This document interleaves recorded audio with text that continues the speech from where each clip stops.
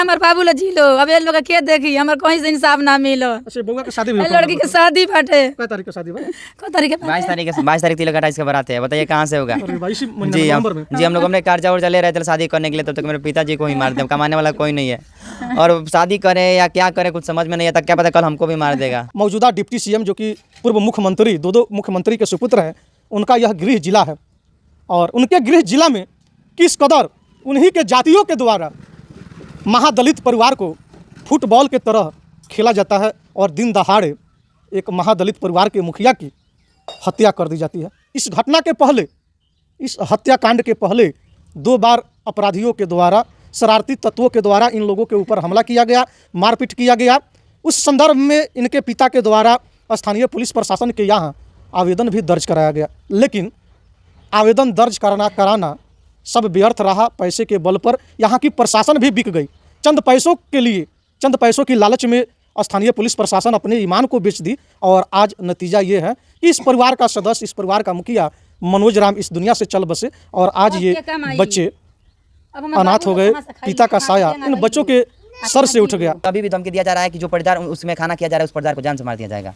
अभी भी यानी कि जिसके पास पैसा है वो गुंडाई करेगा, गुंडाई करेगा, क्योंकि देखो उसका इतना वर्चस्व है कि गांव के लोग कोई सामने नहीं है। दिखा दीजिए कैमरा। माटी के देने, मेरे पिताजी का मर्डर हो गया, यहाँ पे आए हैं लोग इलाज कराकर, कोई माटी देने के लिए गांव के पड़ोसी नहीं आए लोग, इतना उसका वर्चस्व है। आपके पिता के अंतिम जनाजे में गांव के लोग शामिल नहीं हुए, उसका इतना वो बोला है कि जो शामिल होगा उसका भी घटना को यही अंजाम देंगे, जो मनोज राम का घटना का अंजाम दिए हैं उस तरह तुमको भी देंगे जब उसका जो माटी अंतिम संस्कार करने जाएगा। यहाँ है बिहार के वो दलित चेहरे जो चुनाव में अक्सर महादलितों के दुख दर्द को लेकर तरह तरह की दावे करते हैं। चुनाव के समय में महादलितों के उत्थान के लिए तरह तरह की वादे भी करते हैं। आप सबको बता दें, हमारी मौजूदगी अभी बिहार के गोपालगंज ज़िले के कुचायकोट के नारायणपुर ग्राम में हमारी मौजूदगी है और इसी ग्राम के एक मनोज कुमार राम की हत्या कुछ अपराधी तत्व किस्म के व्यक्तियों के द्वारा मार करके उनकी हत्या कर दी जाती है। हालांकि हत्या के पहले भी उन अपराधी तत्व किस्म के लोगों के द्वारा मनोज कुमार के ऊपर कई बार हमला किया गया था। हमला के संदर्भ में स्थानीय पुलिस प्रशासन में मुकदमा भी दर्ज हुआ था, लेकिन स्थानीय पुलिस प्रशासन और यहाँ के कुछ अपर कास्ट के नेताओं की मिली भगत से उस कांड को दबा दिया गया। अनुसूचित जाति आयोग में कंप्लेन किए थे, उधर से जांच भी आया। जांच आता है कि इंस्पेक्शन करिए, पूरा हमारे पास स्लिप हम दिखा देंगे आपको, कोई एक्शन नहीं हुआ। महिला आयोग से भी आता है कि इमीडिएटली 1 सप्ताह में कार्रवाई करिए। मानवाधिकार से भी मैसेज आया, बुलाया गया, कोई कार्रवाई नहीं किया, लेकिन सब बेकार रहा, सारे बेकार रहा। और उल्टे पैसा के आगे सारे बेकार है। पैसा दे दिया, नेता का पैरवी करा दिया, बस आ जा दो, सारा बेकार रहा। कोई भी आप बस अब इतना साबित हो गया है कि आप दिल्ली, बॉम्बे, पंजाब कहीं भी आयोग में कंप्लेन करिए, मुख्यमंत्री के पास जाइए, कुछ होने वाला नहीं है। पैसा रहेगा तभी होगा, क्योंकि उसके पास नेता है। अब जिस तरह हमारे पिता को भी मार दिया, उस तरह जिसके पास पैसा है वो गुंडाई करेगा, गुंडाई करेगा, क्योंकि देखो उसका इतना वर्चस्व है कि गांव के लोग कोई सामने नहीं है। दिखा दीजिए कैमरा। माटी के देने, मेरे पिताजी का मर्डर हो गया, यहाँ पे आए हैं लोग इलाज कराकर, कोई माटी देने के लिए गांव के पड़ोसी नहीं आए लोग, इतना उसका वर्चस्व है। आपके पिता के अंतिम जनाजे में गांव के लोग शामिल नहीं हुए, उसका इतना वो बोला है कि जो शामिल होगा उसका भी घटना को यही अंजाम देंगे, जो मनोज राम का घटना का अंजाम दिए हैं उस तरह तुमको भी देंगे जब उसका जो माटी अंतिम संस्कार करने जाएगा। अभी भी धमकी दिया जा रहा है, अभी भी धमकी दिया जा रहा है कि जो पटदार उसमें खाना किया जा रहा है उस पटदार को जान से मार दिया जाएगा। अभी भी मौजूदा सत्ता को जिस तरीके से जंगल राज की उपमा दी जाती है विपक्षियों के द्वारा, कहीं न कहीं जंगल राज की उपमा देना विपक्षियों के द्वारा मौजूदा सत्ता को यहाँ सार्थक साबित होता हुआ दिख रहा है। आप सबको बता दें, इस घटना के पहले, इस हत्याकांड के पहले 2 बार अपराधियों के द्वारा, शरारती तत्वों के द्वारा इन लोगों के ऊपर हमला किया गया, मारपीट किया गया। उस संदर्भ में इनके पिता के द्वारा स्थानीय पुलिस प्रशासन के यहाँ आवेदन भी दर्ज कराया गया, लेकिन आवेदन दर्ज कराना सब व्यर्थ रहा। पैसे के बल पर यहाँ की प्रशासन भी बिक गई।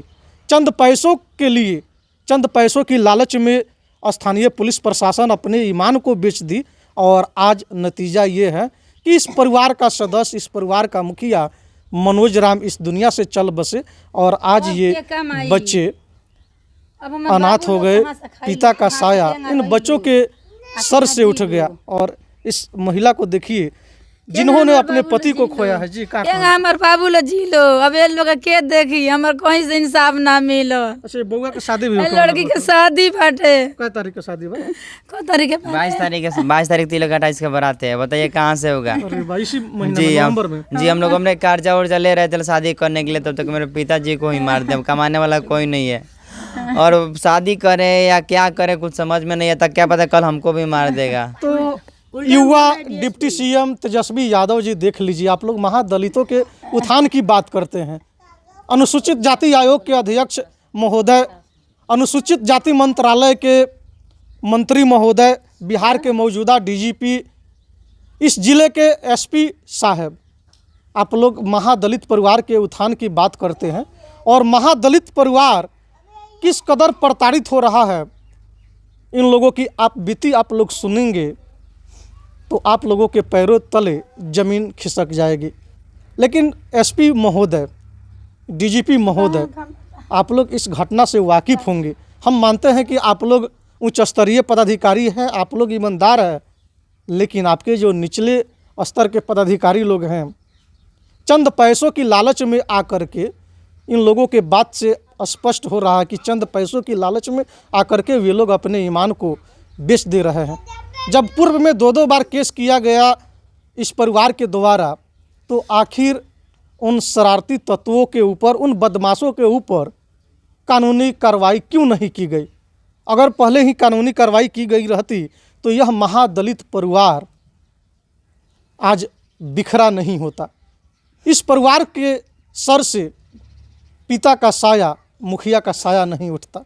अब ऐसे में देखना दिलचस्प होगा, इस खबर को प्रसारित करने के बाद बिहार के मौजूदा सत्ता व्यवस्था में काबिज महादलित विभाग के, महादलित मंत्रालय के नेताजी लोग, मौजूदा डिप्टी सीएम जो अपने आप को बिहार का आइकॉन बताते हैं, अपने आप को ये पेश करते हैं कि हम युवा डिप्टी सीएम हैं, हम बिहार की भलाई चाहते हैं। अब देखना दिलचस्प होगा। हालांकि एक और दिलचस्प वाली बातें बता दें, मौजूदा डिप्टी सीएम जो कि पूर्व मुख्यमंत्री, 2 मुख्यमंत्री के सुपुत्र हैं, उनका यह गृह जिला है। और उनके गृह जिला में किस कदर उन्हीं के जातियों के द्वारा महादलित परिवार को फुटबॉल के तरह खेला जाता है, और दिन दहाड़े एक महादलित परिवार के मुखिया की हत्या कर दी जाती है। अब ऐसे में देखना दिलचस्प होगा कि आने वाले समय में इस परिवार को इंसाफ मिल पाता है कि नहीं, ये देखना दिलचस्प होगा। फिलहाल इन्हीं तमाम खबरों के साथ कैमरामैन अमित के साथ कुमार राकेश, KR मीडिया, गोपालगंज।